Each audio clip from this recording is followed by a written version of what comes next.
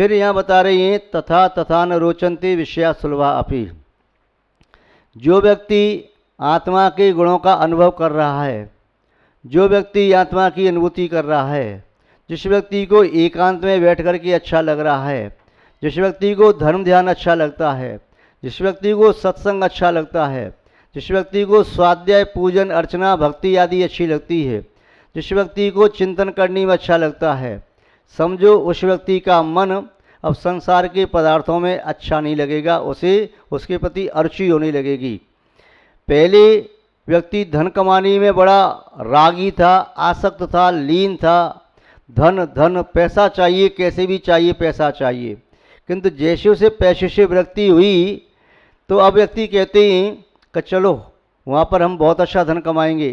बोले वे दिन चले गए जब हमें धन कमाने की हवस थी, धन कमाने की तीव्र भूख थी, वे दिन चले गए। अब तो हम तृप्त हो गए, अब हमें धन नहीं चाहिए। अब तो धन में पुद्गल का ढेर जैसा लगता है। क्यों ऐसा क्या हो गया? हुआ ये कि अब हमें वह मिल गया जो हमें वास्तव में चाहिए था।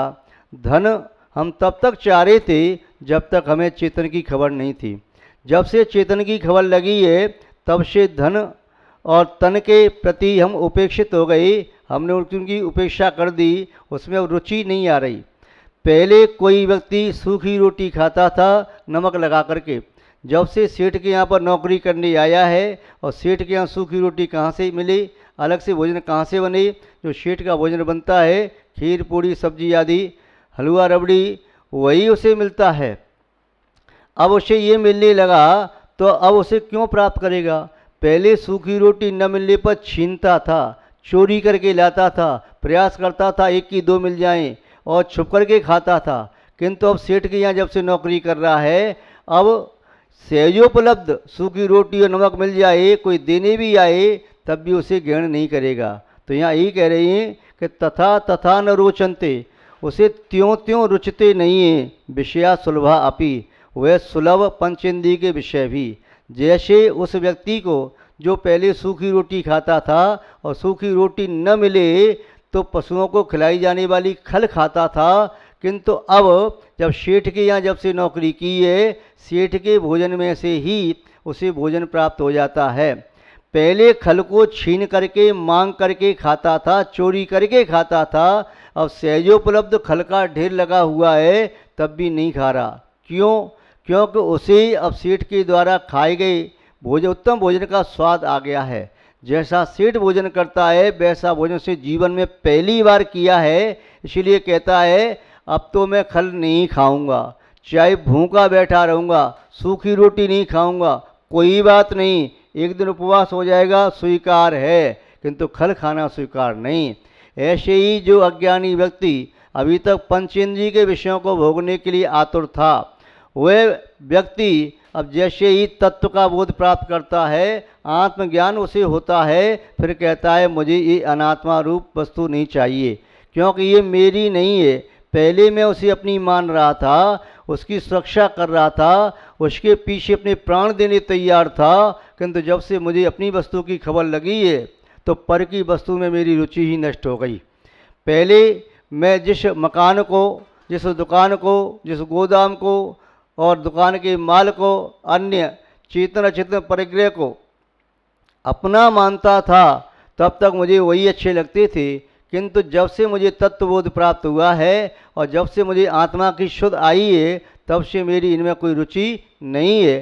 कोई व्यक्ति आकर के कहता भी है अरे चलो नीलामी हो रही है, अपन नीलामी चलते हैं। बेदिन गए जब नीलामी करने का मैं शौक़ था, चलो वहाँ पर व्यापार करके आएंगे। अब बेदिन गए जब व्यापार करने की बात थी, चलो कोई किसान से कहे अपने खेत में बबूल बोएंगे।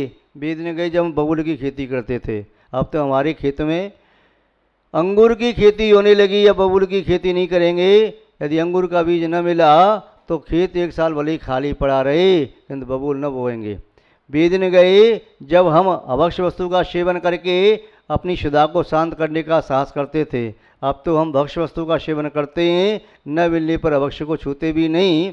तो महानुभाव आचार्य महोदय कह रहे हैं, ज्यों ज्यों आत्म तत्व की अनुभूति होती है, ज्यों ज्यों आत्मोत्पन्न सुख अनुभव में आता है, त्यों त्यों अनात्मा का सुख वह व्यक्ति उसका घटता चला जाता है, उसके प्रति रुचि कम होती चली जाती है। महानुभाव आचार्य महोदय इसी बात को प्रकारांतर से कह रहे हैं, तो उसे भी हम यहाँ देखते हैं। यहाँ पर संक्षेप में इसका अर्थ ये है कि ज्यों ज्यों व्यक्ति को सम्यक्त्व की अनुभूति होती है, त्यों त्यों मिथ्यात्व के प्रति अरुचि होती है, मिथ्यात्व का अनुभव नहीं होता। ज्यों ज्यों सम्यक ज्ञान वृद्धि को प्राप्त होता है, त्यों त्यों मिथ्या ज्ञान त्रुट होने लगता है। ज्यों ज्यों संयम का आनंद आने लगता है, त्यों त्यों असंयम का आनंद चला जाता है। असंयम का आनंद लेने का मन भी नहीं करता। इस प्रकार इस श्लोक को देखा, विस्तार से पुनः बाद में देखेंगे। अब द्वितीय श्लोक को देखते हैं। आज बस इतना ही। जय बोलिए श्री शांतनाथ भगवान की, परम पूज्य आचार्य गुरुदेव श्री विद्यानंद जी महाराज की, अहिंसामय विश्व धर्म की नमः सिद्धिभ्यः। जय बोलिए त्रिकालवर्ती त्रैलोक पूज्य विश्वाराध्य पंच परमेष्ठी भगवान की, अनंतानंत सिद्ध परमेष्ठी भगवान की, वर्तमान जिन शासन नायक श्री वर्धमान महावीर भगवान की, परम पूज्य आचार्य भगवान श्री पूज्यपाद स्वामी मुनि महाराज की, परम पूज्य सिद्धांत चक्रवर्ती आचार्य गुरुदेव श्री विद्यानंद जी महाराज की, अहिंसामय विश्व धर्म की। जैनम जयतु शासनम विश्व कल्याण कारकम। धर्म स्नेही सत श्रद्धालु यहाँ पर उपस्थित आप सभी भव्यवर पुंडरीक पुण्यात्मा महानुभाव, श्लोक नंबर 37 में देख रहे थे। ज्यों ज्यों जीवन में आत्म तत्व की अनुभूति वृद्धि को प्राप्त होती है, त्यों त्यों अनात्म तत्व की अनुभूति के प्रति रुचि घटती चली जाती है, या पंचेंद्रिय विषयों के प्रति राग घटता चला जाता है। आत्म तत्व के प्रति बढ़ता हुआ राग अनात्मा के प्रति घटते हुए राग का प्रतीक है। आचार्य महोदय कथन दोनों प्रकार से कर रहे हैं। कथन करने की दो विधि होती हैं, एक विधि परक, एक निषेध परक। विधि परक कथन किया जाता है कि आत्मा की अनुभूति का होना, निषेध परक कथन किया तो अनात्मा की अनुभूति का न होना। अब ये पहले कह रहे हैं सकारात्मक रूप से कि आत्मा की अनुभूति ज्यों ज्यों बढ़ती जाती है, त्यों त्यों अनात्मा के प्रति अरुचि होती जाती है। अब यहाँ दूसरी प्रकार से कह रहे हैं, यथा यथा न रोचन्ते विषया सुलभापि। श्लोक को देखने पहले, यथा यथा न रोचन्ते, यथा यथा न रोचन्ते विषया सुलभा अपि, विषया सुलभा अपि तथा तथा समायाति, तथा तथा समायाति संवित्तौ तत्त्वमुत्तमम्, संवित्तौ तत्त्वमुत्तमम्। ज्यों ज्यों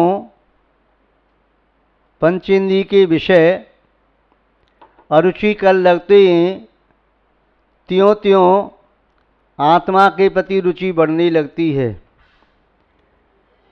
व्यक्ति एक इस प्रकार से सोचता है कि मैं प्रयास करूँगा अधिक से अधिक दिन में ही भोजन करूँ, रात्रि में न करूँ। दूसरा व्यक्ति कहता है मैं प्रयास करूँगा कम से कम रात्रि में भोजन करूँगा।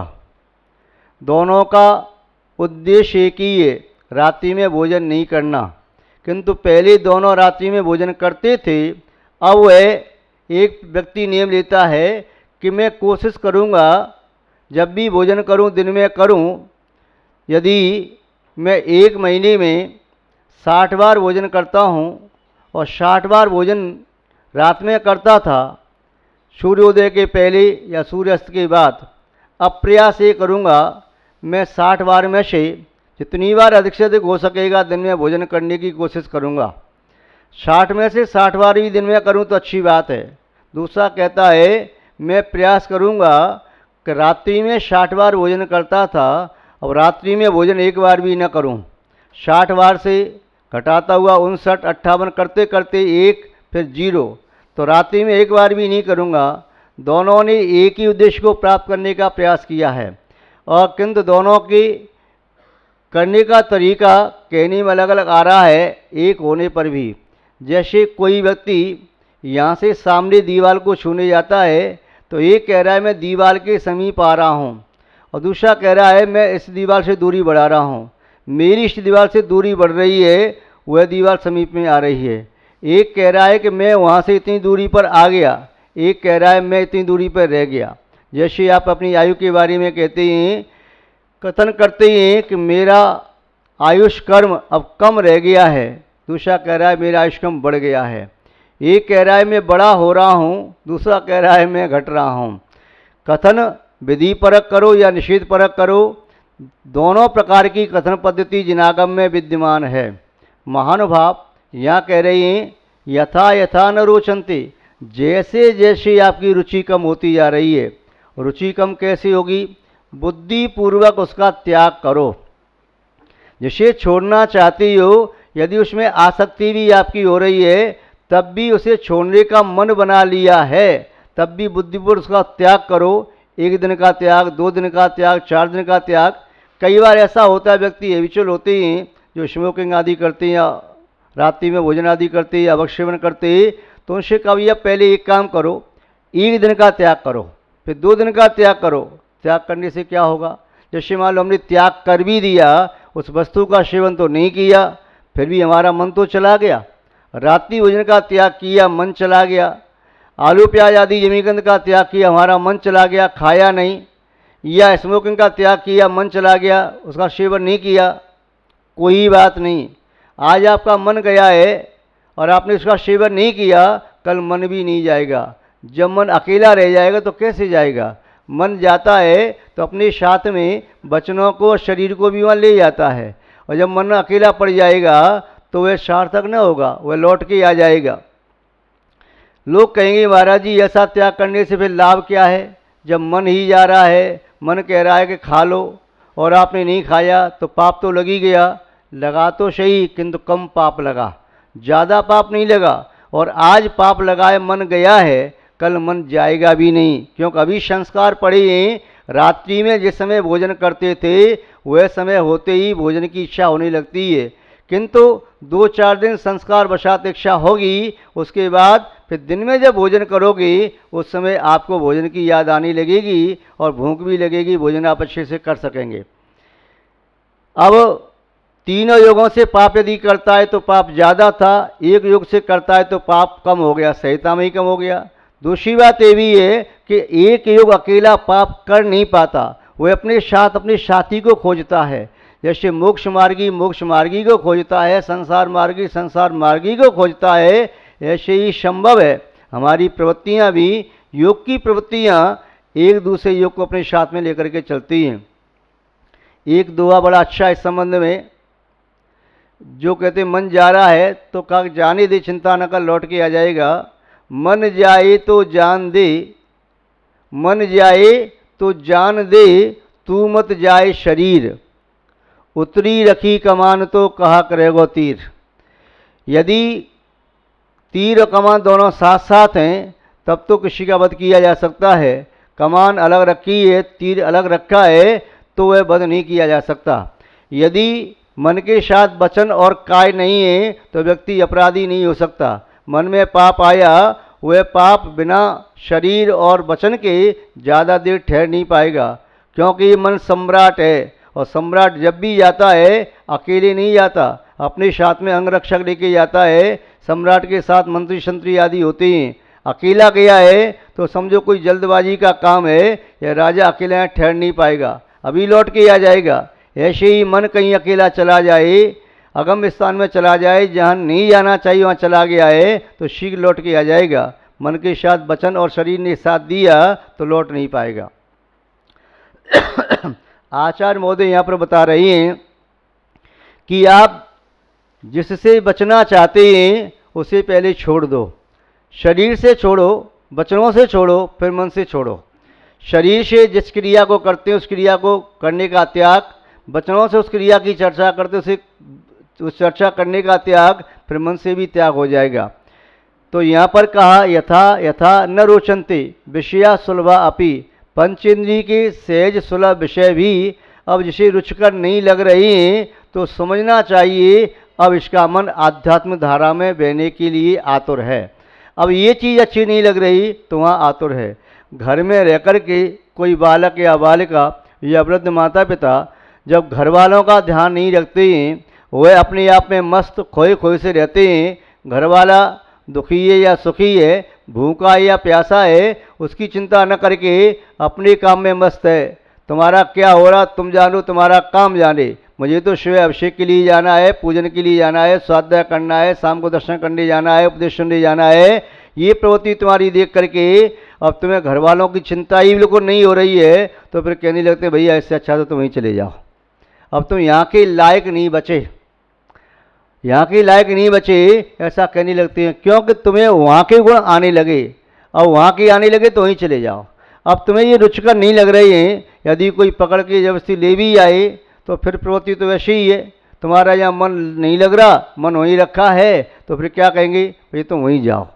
और जिसका मन यहाँ नहीं लग रहा हो, मोक्ष मार्ग में आ जाए, उदास बैठा है, भाई पढ़ो मन नहीं लग रहा, समय कर लो मन नहीं लग रहा, प्रतरण कर लो मन नहीं लग रहा, माला फेरो मन नहीं लग रहा, धर्मदान मन नहीं लग रहा, पूजा पाठ मन नहीं लग रहा, पाठ करो कीर्तन करो मन नहीं लग रहा, फिर तुम यहाँ के लायक नहीं हो, लौट करके घर ही चले जाओ। तुम्हारा मन वहीं के लिए कर रहा है, यहाँ याद आ रही है, वहीं की याद आ रही है, ठीक है वहीं जाओ। तो जिसका मन विरक्त हो रहा है, रुचकर आपको यदि यहाँ आकर के दूर होकर के भी वस्तु की वही पुनः पुनः याद आ रही है, तो इसका आशय है तुम्हें वही चीज़ चाहिए। और तुम्हें यहाँ पर वहाँ पर रह करके यहाँ की याद आ रही है, इसका आशय तुम्हें वो न चाहिए। तो सहज सुलभ विषयों को त्याग करके जो आध्यात्मिक तत्व को, आत्म तत्व को, आत्मा की अनुभूति को ग्रहण करना चाहता है, तो वह दो प्रकार से कर सकता है, या तो धर्म ध्यान को बढ़ाए या आर्त रौद्र ध्यान को घटाए। उसको घटाता जाएगा तो ये बढ़ता जाएगा, इसको बढ़ाएगा तो अपने आप घट जाएगा। महानुभाव, यदि कोई व्यक्ति आपका पीछा करे, दुष्ट व्यक्ति आपका पीछा करे, और दुष्ट की संगति में पहले आपको अच्छा लगता था, अब वो तुम्हें छोड़ना ही नहीं चाहता, वो पीछा करता है, अब तुम उसे बचना चाहते हो, तो दो उपाय हैं। पहला उपाय ये कि उसकी संगति घटाओ, कम से कम करते चले जाओ, और घटती जाएगी घटती जाएगी घटती जाएगी। पहले रहते थे 12 घंटे साथ, अब आज 11.5 घंटे, फिर 11 घंटे, फिर 10.5 घंटे, 10 घंटे, आधा घंटा कम करते चले गए। और उधर अच्छी संगति में जाने का मन है तो अपना समय निकाल करके उसके पास पहले आधा घंटा बैठे, फिर पौन घंटा, फिर 1 घंटा, सवा घंटा, ऐसे बढ़ाते बढ़ाते तो उधर जाओगे तो फिर आपका यहाँ से आपका छुटकारा अपने आप हो जाएगा।